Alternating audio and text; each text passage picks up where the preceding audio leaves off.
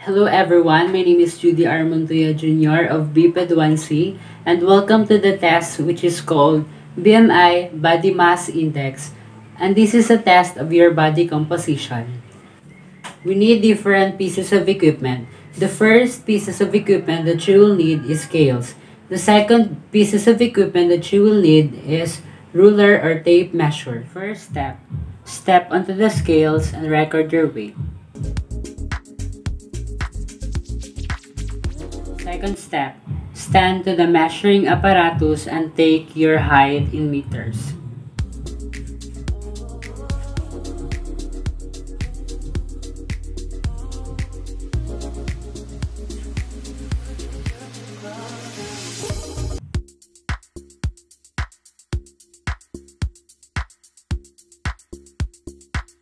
Curl up. The purpose of this test is to measure the abdominal strength and endurance, which is important in back support and core stability.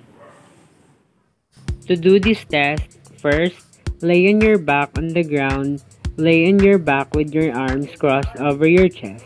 Bend your knees slightly until your feet are flat on the floor and about a foot away from your buttocks.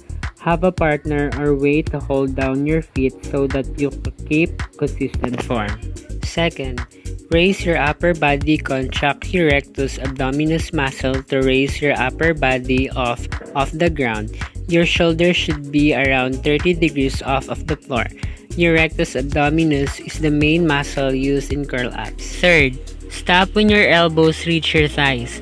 Lower your upper body back down, letting gravity help you. When you are going back down, you don't need to keep your abdominals flexed. The entire curl up should take approximately 3 seconds. And last, repeat with pace. Try going for a minute straight. If you have proper form, you should be able to do 20 curl ups without a problem. You should do the same amount in your first 30 seconds as in your last 30 seconds. Often, beginners start out too fast and cannot finish the time with strength, which result in bad form. With regular practice, a pace of 40 to 50 per minute is attainable.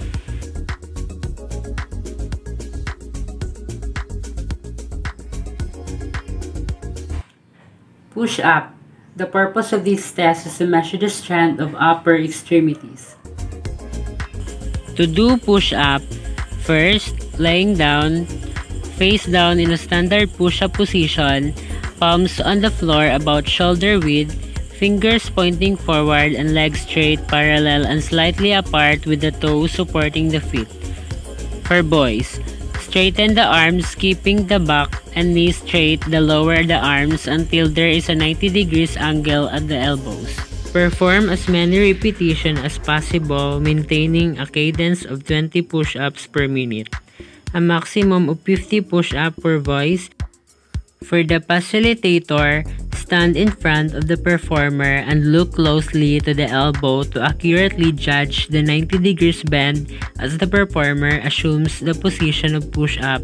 Starts counting as the performer lowers his body until he reaches 90-degree angle at the elbow. Make sure that the performer executes push-up in the correct form. The test is terminated when the performer can no longer execute push-ups in the correct form, is in pain, voluntarily stop, but cadence is broken.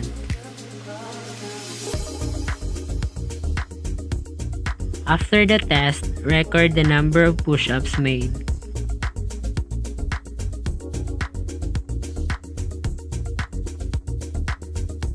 Sit and reach. The purpose of sit and reach is to test the flexibility of our lower back and hamstring. To do this, we need a ruler and tape measure. To do sit and reach, first, you need to sit on the floor with back, head, and shoulders flat on the wall. Feet are 12 inches apart, interlock thumbs, and position the hip of the fingers on the floor without bending the elbows. After the partner has positioned the 0 point of the tape measure or meter stick, you may slide your hands slowly forward without jerking. Try to reach the farthest distance as possible without bending the knees, then your partner will record the distance. You need to do it twice.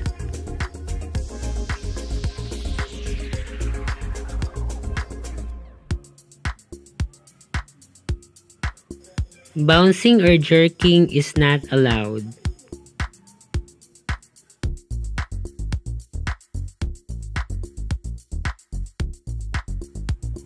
Zipper test. The purpose of zipper test is to test the flexibility of our shoulder gilder. Shoulder gilder includes the bones that connect to the arms like clavicle and scapula. To do this test, we need a ruler, and the person being tested need to stand straight. To test the right shoulder, you need to raise your right arm, bend your elbow, and reach down across your back as far as possible. And then extend your left arm down and behind your back, bend your elbow up across your back and try to reach your fingers over those of your right hand as if to pull a zipper or scratch between the shoulder blades. Your partner will observe whether the fingers touch or overlap each other. If not, measure the gap between the middle fingers of both hands. Record the distance in centimeter. To test the left shoulder, raise your left arm up, bend your elbow, and reach down across your back as far as possible.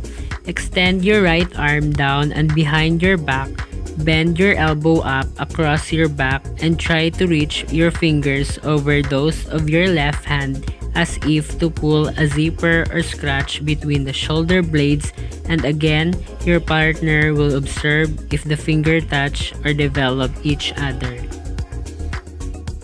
If not, measure the gap between the middle fingers of both hands. Record the distance in centimeter.